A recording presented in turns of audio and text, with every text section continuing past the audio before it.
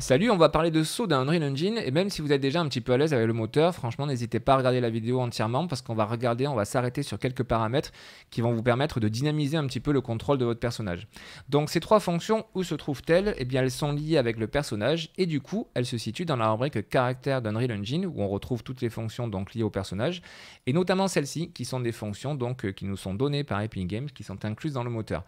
La première canJump, on voit que c'est une fonction qui nous retourne un booléen et comme son nom l'indique, eh bien, elle va nous permettre de nous retourner, savoir si le personnage en question sur lequel on est en train de travailler ici peut sauter ou pas.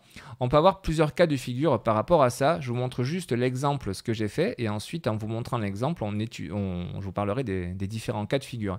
Quand je clique sur le bouton droit de ma souris, j'exécute ma fonction donc canJump qui va me dire si oui ou non le personnage, donc le blueprint dans lequel je me situe actuellement, peut sauter ou pas. J'ai affiché une chaîne de caractères en mettant canJump et ça me retournera true ou false puisque c'est un booléen.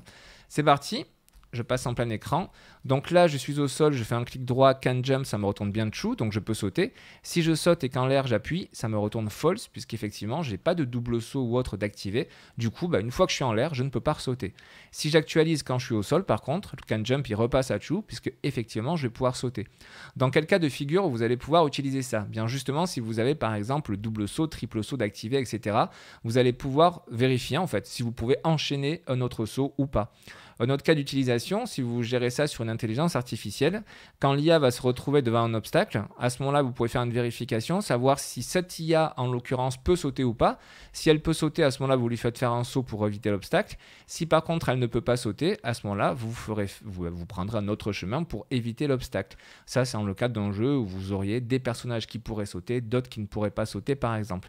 Ce sont deux exemples de cas d'utilisation, il y en a très certainement beaucoup d'autres, mais c'est pour vous dire comme quoi effectivement vous pouvez être amené à utiliser cette fonction. Donc ça c'est vraiment la base. À quoi c'est lié? À quels paramètres c'est lié le fait de pouvoir sauter ou pas? Eh bien c'est notamment lié à ceci. Quand vous allez dans le character movement, donc je suis dans la classe personnage, je le rappelle, d'Unreal Engine. La classe personnage elle est caractérisée par ce composant-là, character movement, dans lequel on retrouve tous les paramètres qui sont liés justement au déplacement du perso. Et là, on va filtrer dans le moteur de recherche, on va taper jump pour avoir uniquement les informations liées au saut. Et là, c'est ce paramètre qui nous intéresse, le canJump que vous avez tout en bas dans la rubrique nav movement, où effectivement, on peut dire ce personnage-là, cette classe-là de personnage ne va pas pouvoir sauter. Si on décoche cette case-là et que je retourne en jeu, si je spamme mon clic droit, vous voyez, je ne peux pas sauter. Et si j'appuie sur ma barre espace pour sauter, du coup, comme le character movement dit non, ce personnage ne peut pas sauter, il ne se passe rien du tout. Alors que j'ai simplement désactivé ce paramètre. Donc ça, c'est le premier endroit en fait qui est important, c'est le paramètre qui est important de connaître. Vous pouvez activer ou désactiver le saut par rapport à ça. L'histoire du double saut maintenant. Si vous voulez activer un double, triple, quadruple saut, etc., ça va se situer ici dans les paramètres par défaut de votre classe. Donc soit vous cliquez là, soit vous sélectionnez la racine des composantes qui fait référence aux classes défauts, c'est la même chose. Vous voyez que j'ai toujours mon jump ici qui s'affiche, qui filtre si je le supprime. Donc vous avez plusieurs informations qui sont liées à cette classe personnage, donc les paramètres par défaut. Mais nous, on va filtrer pour vraiment avoir en vue, avec le mot jump, donc saut, uniquement ce qui nous intéresse. Et c'est ici le jump max count où on va pouvoir dire, ok, si nous on veut faire 5 sauts, on veut pouvoir enchaîner 5 sauts sans retourner le sol. Et bien si on modifie cette valeur et qu'on va en jeu 1, 2, 3, 4, 5, et là par contre je ne peux plus, je vais retomber. Donc là on a activé facilement plusieurs sauts. Et du coup, c'est là où notre fonction va servir. Si je reviens d'ailleurs en jeu, je passe en plein écran, je fais un saut clic droit, ça me retourne true. Parce qu'effectivement, j'ai fait un premier saut, mais quand je suis en l'air, je peux en enchaîner d'autres. Donc là, je vais enchaîner, je vais faire un enchaînement de barre espace pour sauter et de clic droit. Donc, je saute, clic droit, je saute, clic droit, saute, clic droit, saute, clic droit, saute, clic droit. Là, ça me retourne false. Pourquoi? Parce qu'on a atteint le nombre de sauts maximum que l'on peut enchaîner, c'est-à-dire 5. Du coup, la fonction nous dit, tu ne peux pas enchaîner de 6e. Ça nous retourne false. Et ça, vous pourriez vous en servir pour, je ne sais pas, faire jouer un son, pour mettre une animation à l'écran, pour expliquer au joueur qu'il ne peut pas faire un 6e saut, afficher une info, jouer une animation. Bref, ça après, c'est à vous de voir dans les jeux comment vous pouvez utiliser ça. Donc ça, c'était pour le fait d'activer le saut dans le character movement et le fait dans le classe défaut de pouvoir mettre un nombre de sauts différents si on le souhaite. Je vais repasser à 1 Et maintenant, ce sur quoi on va s'attarder, ce sont ces deux fonctions, jump et stop jumping. Tout le monde les a utilisées, mais je pense que tout le monde ne s'est pas forcément hyper attardé dessus. Comment ça fonctionne tout ceci? Je suis toujours dans la classe de personnage et je vais à l'endroit où par défaut Unreal nous gère le saut du personnage. Ici, nous avons un action mapping donc, qui s'appelle jump, et quand on va appuyer sur notre barre espace, qui est la touche par défaut, donc quand on va enfoncer la touche, pressed, on appelle cette fonction jump qui a été créée par Epic Games.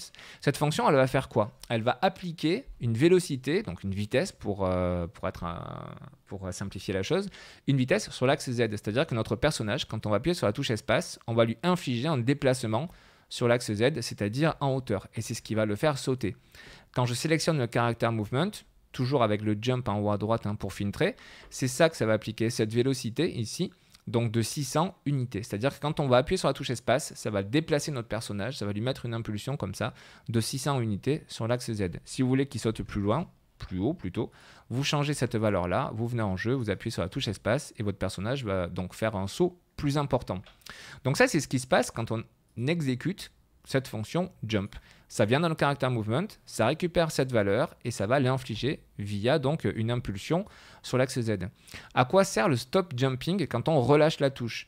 Parce qu'en l'état, si je fais ceci, donc je prends mon personnage, je saute, là j'ai relâché ma touche, et si je fais la même chose mais en maintenant la touche enfoncée, il se passe exactement la même chose. C'est-à-dire que le saut n'est pas raccourci, il ne se passe rien du tout.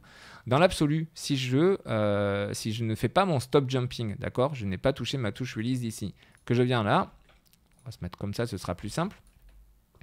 Donc, je fais mon saut, je maintiens ma touche enfoncée ou je relâche, là je viens de relâcher, peu importe.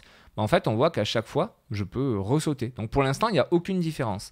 Eh bien, on en vient à la différence, le stop jumping, quand il va être relié, il va nous permettre de pouvoir arrêter l'application de cette vélocité quand on saute. Là, vous allez me dire, what? Qu'est-ce qui se passe? Le what, la réponse, elle est ici. Je viens sur le class default et ça va être ce paramètre jump max hold time. Par défaut, c'est à 0, c'est-à-dire que quand vous allez appuyer sur votre touche espace, peu importe que vous laissiez appuyer ou pas, il va y avoir une impulsion de 600 qui va être donnée, de 600 unités. Donc une seule fois. Si par contre ici vous venez mettre 3, c'est exprimé en secondes, eh bien ça veut dire que pendant 3 secondes, à chaque seconde, ça va appliquer justement cette impulsion de 600 unités. Et donc votre personnage là, il va commencer à ressembler à Superman. Si je laisse enfoncer ma touche, voilà à quoi ça va ressembler. Pendant 3 secondes, ça m'applique donc les 1000 et quelques unités que j'ai mises dans le saut. L'avantage, c'est que si j'appuie et que je relâche tout de suite, eh bien on voit que mon personnage il ne monte pas aussi haut. Pour accentuer un petit peu la chose et pour donner justement du dynamisme à votre personnage, ce que je vais faire, c'est que je vais revenir sur le character movement et je vais volontairement, je vais enlever le jump en haut et je vais venir chercher ma gravité. Je vais appliquer une gravité plus importante, beaucoup plus importante de 5. D'accord? L'échelle de la gravité, je la mets à 5. Ce qui veut dire que quand je vais sauter, ben, je vais avoir une force de gravité qui va beaucoup plus me ramener au sol. Du coup, si je maintiens ma touche enfoncée pendant toute la durée, j'ai bien ma gravité qui est appliquée, je fais un énorme saut et après je redescends, cette fois-ci plus vite. Par contre, si je maintiens juste une fois, vous voyez la touche espace et que je relâche tout de suite, bah, du coup j'ai un saut qui est beaucoup plus petit. La gravité me permet en fait, dès que je relâche ma touche, de vite retomber au sol et pas d'avoir une montée qui dure un petit peu plus. Et là après je vais pouvoir jouer en fonction de la durée pendant laquelle je vais appuyer sur ma touche espace, je vais pouvoir jouer sur la durée de saut pour faire des sauts plus ou moins courts en fonction de la durée pendant laquelle je vais appuyer sur ma touche espace. Donc vous voyez, c'est ce que je vous disais au début de la vidéo, il y a des petits paramètres comme ça auxquels on ne fait pas forcément attention et en fait qui peuvent permettre de dynamiser le gameplay. Ça après c'est à vous de jouer bien entendu sur plusieurs éléments, à savoir la vitesse de déplacement que vous allez appliquer sur votre saut et la gravité par exemple. Si je reviens sur mes valeurs de saut, si je mets une valeur plus ou moins importante ici, ça va forcément jouer sur la vitesse de saut que je vais faire et donc rajouter du dynamisme ou pas. Ça, c'est après à vous de jouer avec les fonctions. Mais bien comprendre voilà, que ce stop jumping, par défaut, si dans votre classe par défaut, le jump max hold time, vous l'avez à 0, quelque part, ça ne sert pas à grand-chose de l'utiliser. Il va forcément rien faire puisque votre impulsion, elle est basée sur justement l'appui sur une touche et pas sur la durée d'appui de votre touche espace. Voilà ce que je pouvais vous dire donc sur la gestion des sauts d'un Unreal Engine de façon basique avec l'utilisation de ces 3 fonctions. Libre à vous d'utiliser ça comme vous le souhaitez et puis n'hésitez pas, l'espace commentaire est là pour vous. Ciao!